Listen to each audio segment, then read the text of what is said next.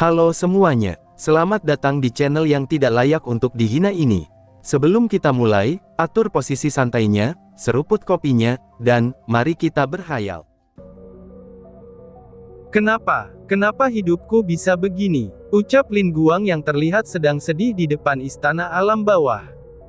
Dia sebelumnya sedang mabok, dan ketika sedang telerja ditinggalkan oleh bayi kecil.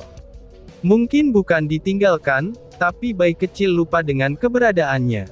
Akibat dari itu, Lin Guang dengan sedih mencoba berkeliling mencari cara untuk keluar dari alam bawah, tapi semuanya itu sia-sia. Dia juga pernah bertanya kepada beberapa jenderal, yang sengaja ditinggalkan di sini untuk menjaga alam bawah.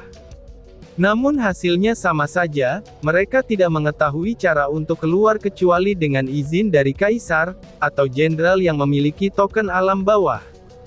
Dia pun dengan sedih duduk di tangga istana sambil meminum amer sisa yang dia simpan beberapa waktu ini. Saudaraku, jika kamu nanti tidak memberikan aku kompensasi, maka aku tidak akan memaafkanmu. Ucap Lin Guang sambil meminum amernya. Tak berselang lama saat dia masih sedih, sosok pria tampan muncul tepat di depan tangga istana. Saat Lin Guang melihat sosok itu, dia hanya terus minum karena dia tidak percaya kalau sosok itu nyata. Aku seperti melihat kalau sepupu kecilku ada di sini. Apakah aku sedang berhalusinasi, karena terlalu banyak minum? Pikir Lin Guang. Lin Tian yang datang saat melihat Lin Guang mabuk, ini membuat dia tidak bisa berkata apa-apa. Baik pamannya maupun sepupu laki-lakinya, itu memiliki perilaku yang sama dengan kelima berandalan itu. 5 saja sudah pusing, ini ditambah lagi dengan sepupu dan pamannya. Aku tidak bisa membayangkan apa yang akan terjadi saat mereka berkumpul, pikir Lin Tian. Hei, jangan menghalangiku. Pergi dari sini. Aku harus menjaga istana alam bawah ini, ucap Lin Guang dengan suara agak tidak jelas. Kenapa kamu mabik jika memang kamu sedang menjaga tempat ini? Tanya Lin Tian. Bocah, minum dapat membuat orang bahagia, jadi karena itulah aku minum. Tapi meskipun begitu, aku tetap sangat kuat saat bertarung dengan keadaan mabuk, jawab Lin Guang. Kalau begitu aku ingin melihatnya sendiri, ucap Lin Tian dengan senyum dingin. Tiba-tiba saja Lin Guang tidak dapat bergerak, dan dia segera ditarik oleh Lin Tian. Dia ingin memberontak, tapi tubuhnya telah disegel oleh Lin Tian. Kemana kamu akan membawaku? Teriak Lin Guang dengan kesal. Teriakannya membuat para penjaga dan jenderal yang ada di ibu kota alam bawah menjadi kaget. Mereka sampai berpikir kalau ada musuh yang menyerang, tapi saat mereka melihat sosok yang akrab sedang menarik Lin Guang, wajah semua orang menjadi tenang saat itu juga. Jadi mereka tidak terlalu peduli dengan nasib orang tersebut, karena orang tersebut berada di tangan kaisar mereka sendiri. Dan mereka juga berlutut untuk menghormati Lin Tian, yang kini telah mereka anggap kaisar langit baru. Siapa orang itu? Kenapa kalian terlihat sangat menghormatinya? Tanya roh yang sedang mengantri ke cermin samsara, kepada penjaga yang tiba-tiba berlutut itu. Dia adalah Kaisar Langit, yang merupakan penguasa seluruh dunia beserta dewa tertinggi di alam langit. Dia juga memiliki hak untuk memutuskan kamu masuk neraka atau bereinkarnasi. Karena bagi kami, dia adalah kaisar sebenarnya yang layak kami puji, jawab penjaga itu dengan penuh hormat, dan juga merasa bangga bisa menjadi penjaga alam bawah yang baru. Mendengar kalau pemuda itu adalah Kaisar Langit, para roh di sana menjadi ketakutan, karena mereka tadi tidak berlutut di hadapan Lin Tian. Tenang saja, kaisar kami adalah orang yang sangat baik dan juga rendah hati. Kami berlutut di sini juga tanpa sepengetahuan dia. Kalau dia tahu, maka dia akan marah, ucap penjaga yang mengetahui isi pikiran para roh itu. Mendengar perkataan si penjaga, roh-roh itu kembali tenang.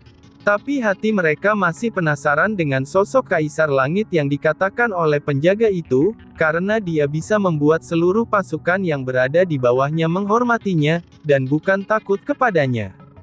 Karena bagi mereka, pemimpin yang dapat melakukan hal seperti itu sangatlah jarang. Apalagi, mungkin hanya beberapa pemimpin yang bisa membuat rakyatnya begitu menghormatinya. Cerita berpindah. Bang, sial, kenapa orang ini begitu besar? Apakah tidak ada cara lain untuk menjadikannya kecil? Ucap naga kecil yang kesal dengan Dewa Ular. Woi bodoh, kamu juga bisa menjadi besar. Kenapa kamu malah protes dengan ukuran tubuhnya? Harusnya kita bersyukur karena kita bisa menjadi manusia, ucap bayi kecil. Lah, memangnya kenapa kak? Tanya naga kecil. Harusnya aku yang bertanya kepadamu. Sekarang cobalah kamu pikirkan, apakah dia bisa minum seperti kita? Ataukah dia bisa menikmati wanita? Ayolah, dengan ukuran tubuh seperti itu, mana mungkin dia bisa menikmati hal yang bisa kita nikmati, jelas bayi kecil. Kakak benar, ular seperti ini juga belum tentu punya kenikmatan, ucap naga kecil sambil terus menghindari serangan Dewa Ular. Mendengar perkataan naga kecil, wajah Dewa Ular menjadi sangat jelek. Itu adalah sesuatu yang membuat dia sangat sensitif, dan gampang sakit hati. Karena itulah dia langsung membuka mulutnya, dan mencoba untuk menelan naga kecil yang menghindari salah satu kepala Dewa Ular itu. Mau menelanku ya? Apakah kamu layak? Ucap naga kecil. Naga kecil langsung menghilang, di saat mulut Dewa Ular itu akan menelannya. Dia muncul di belakang Dewa Ular, dan bersiap untuk menendang kepala Dewa Ular. Bang! Ah! Dewa Ular kesakitan akibat kepala belakangnya ditendang naga kecil, dan itu membuat dia langsung terbang hingga diikuti dengan 8 kepalanya yang lain. Bang! Lihatlah! Aku hanya menendang 1 kepalanya saja, tapi berhasil memasukkan 9 poin. Memang sangat luar biasa, dan bagaimana caranya mereka bisa mempunyai itu, ucap naga kecil. Adikku, kamu harusnya tidak perlu menendang kepalanya seperti itu. Lihatlah, kasihan dia. Bagaimana jika kamu nanti merusak otaknya? Dan jika otaknya rusak, maka kita tidak bisa memakan otaknya lagi, ucap bayi kecil yang agak mengeluh kepada naga kecil. Iya, itu benar. Ayolah saudaraku, berhati-hatilah untuk tidak merusak dagingnya, tambah Sukun yang bertarung dengan 2 tetua pedang bintang. Naga kecil menepuk jidatnya, karena dia lupa kalau mereka telah merencanakan untuk membakar Dewa Ular itu. Jadi, dia merasa malu karena telah memukul kepala Dewa Ular itu. Aku berencana ingin memukul alat kelaminnya saja kok, tapi aku tidak melihatnya. Jadi tanpa sadar aku menendang kepala ular bodoh itu, balas naga kecil dengan agak mengeluh. Kurang ajar, aku tidak akan memaafkan kalian. Teriak ular berkepala 9 itu dengan marah. Tiba-tiba saja energi mayat menyelimuti Dewa Ular itu, dan anehnya energi mayat dari para tetua keluarga Tian seperti terhubung dengan Dewa Ular. Ah, jangan Dewa Ular! Teriak pemimpin dari 5 pedang bintang.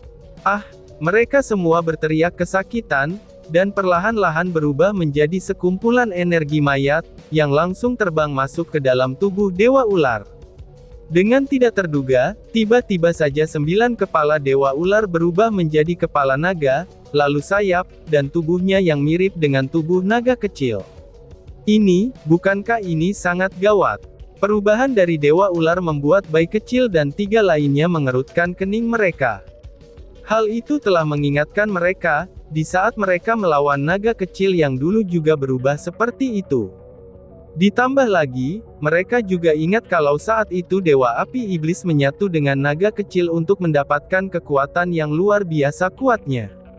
Bahkan sekarang mereka berlima dapat merasakan kekuatan dari Dewa Ular itu, tapi tidak begitu mengetahui dengan jelas di ranah apa dia sekarang.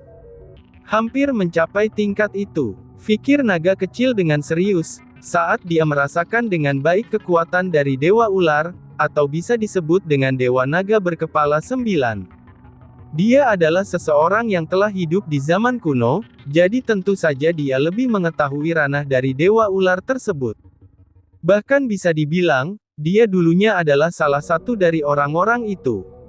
Mengaung, hahaha, akhirnya, tubuhku sudah sempurna, ucap Dewa Naga berkepala 9 dengan suara yang keras. Kalian tidak akan bisa lagi mengalahkanku. Ini adalah kekuatan asliku, dan bahkan tuanku hanya dapat bertarung dengan seimbang saat melawanku dulu, ucap Dewa Naga berkepala 9. Jadi waktu itu, darah dan energi yang diberikan oleh orang itu adalah milikmu. Ucap naga kecil dengan serius.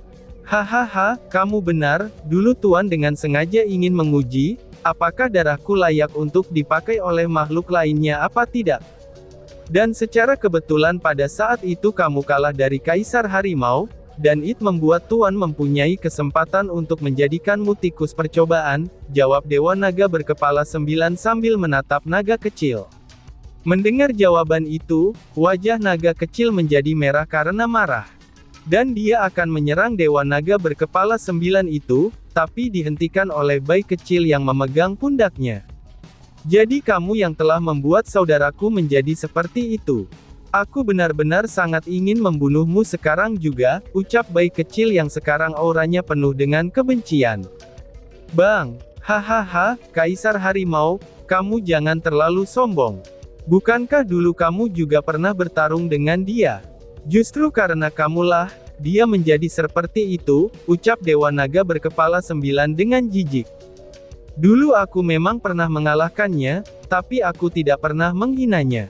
Karena sejak aku bertarung pertama kali dengan saudaraku itu, aku sudah menganggap dia sebagai saingan yang layak untukku, jawab bayi kecil dengan nada dingin.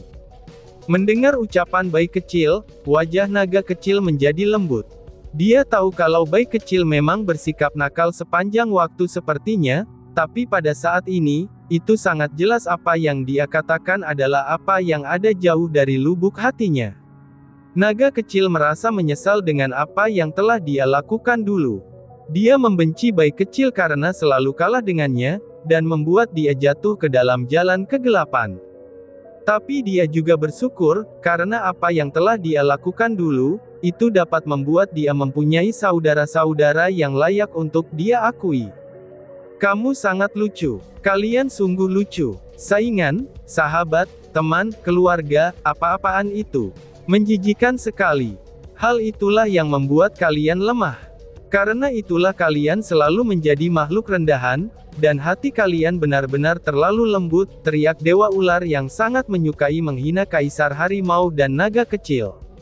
Hati yang lembut, itu juga bagus.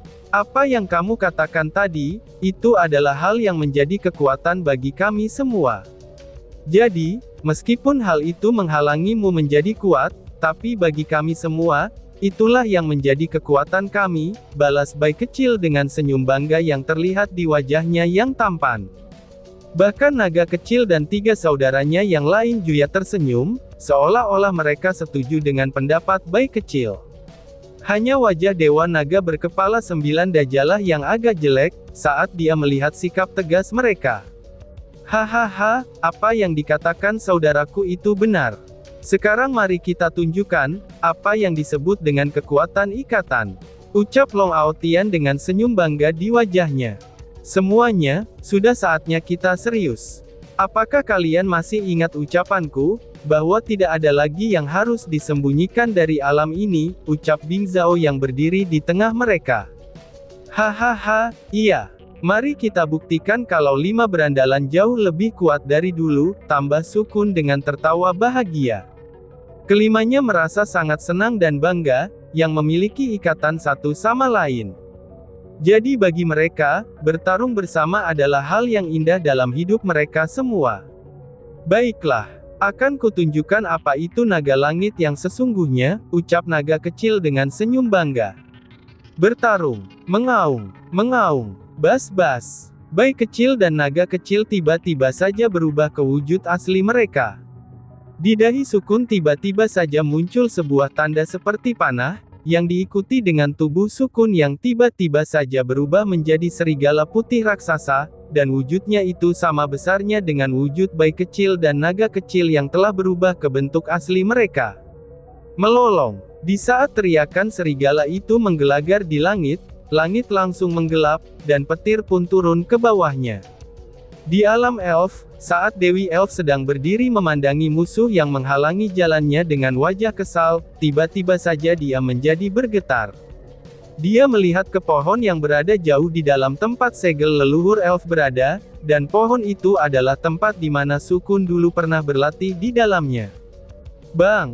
Pohon itu bergetar hebat, dan warna dari pohon itu juga berubah. Cuaca di alam elf seketika itu juga turun salju. Merasakan hal itu, seluruh leluhur dan tetua tertinggi suku elf langsung melihat ke langit. Siapa yang telah menggunakan kekuatan leluhur? Tidak mungkin. Ini adalah tanda seseorang yang berubah menjadi dewa serigala salju. Ucap salah satu leluhur. Semua orang termasuk kelompok dewa pemusnah, itu tidak mengetahui apa yang dimaksud oleh leluhur tersebut. Hanya Dewi Elf yang tiba-tiba saja tersenyum, dan berkata dengan tenang di sana. Dialah suamiku. Suamiku ternyata benar-benar telah menguasai teknik paling kuat dari suku elf kita, bahkan dia telah mewarisi darah dari leluhur Dewa Serigala Salju yang menjadi simbol dari suku elf kita, ucap Dewi Elf dengan wajah penuh kebanggaan. Itu, dia, hahaha. Pantas saja, akhirnya suku elfku memiliki ahli waris untuk menjadi Dewa Serigala yang baru, teriak leluhur suku elf dengan air mata penuh kebahagiaan. Dengarkan aku, cepat pergi, serang mereka semua, dan bunuh mereka semua. Tidak, kami para leluhur yang akan membunuh mereka untuk menghormati Dewa Serigala suku elf yang baru, ucap leluhur yang menjadi pemimpin lama dari suku elf. Bang! Seluruh leluhur yang mendengar perintah dari pemimpin lama mereka tidak menolak, karena bagi mereka Dewa Serigala yang baru adalah berkah untuk suku elf mereka, dan juga simbol dari kejayaan suku elf. Kalian ingin melawan kami? Tanya jenderal yang memimpin pasukan Dewa Pemusnah. Lia, karena dengan begitu, kami bisa datang dan melayan dewamu itu, ucap leluhur suku elf dengan serius. Dan tiba-tiba saja bersambung. Sekian dan terima kasih banyak. Bye-bye.